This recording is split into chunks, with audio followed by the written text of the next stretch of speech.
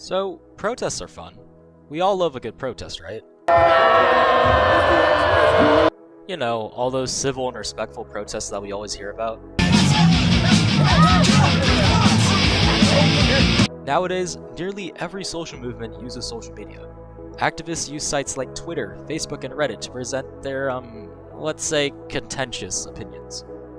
With how connected we are on social media, movements can spread within hours and protests mobilized within days. For this reason, social media is a powerful tool among activists. Yet, according to foreignpolicy.com, whereas nearly 70% of civil resistance campaigns succeeded during the 1990s, only 30% have succeeded since 2010. You know, it seems strange that activism has a pretty low success rate considering the speed at which information travels in today's social media age. Campaigns like the Civil Rights Movement used to make lawmakers tremble in fear. Yet those kind of bone-shaking threats are gone in today's social media activism. So, what changed?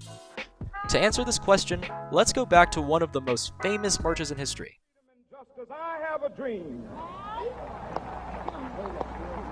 that my 4 little children will one day live in a nation where they will not be judged by the color of their skin, but by the content of their character. I have a dream today. The March on Washington for Jobs and Freedom in 1963 took 6 months to organize, arranging buses, bagged lunches, singers, and speakers for 250,000 who attended. The March on Washington took civil rights activists 6 months to plan. Through their planning, organizers displayed their astounding capacity to work as a collective. Lawmakers could no longer disregard the movement. They had to ask themselves, if those activists could bring hundreds of thousands to Washington, what else could they do? Just 1 year later, lawmakers signed the Civil Rights Act. Now let's compare the March on Washington to a more recent protest, Occupy Wall Street.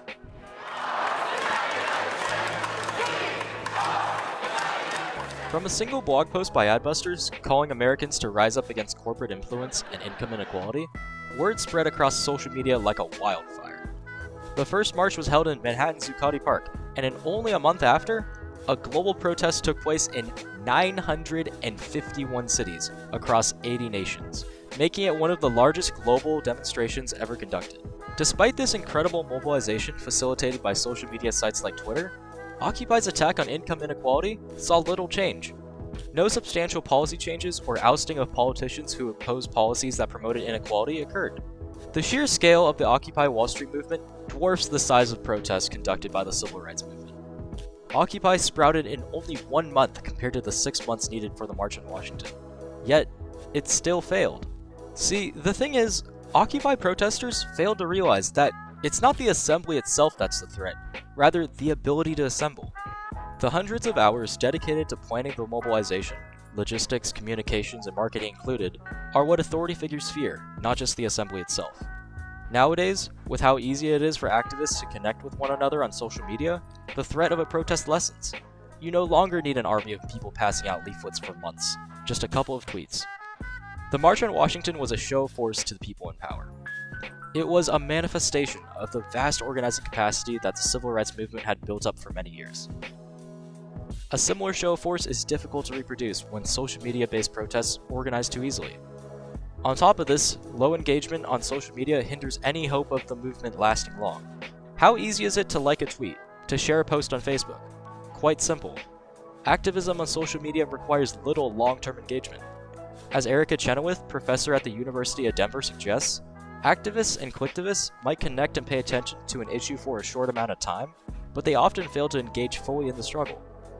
While millions of tweets were sent out in support of Occupy, they did little to sway lawmakers, as they were just empty threats.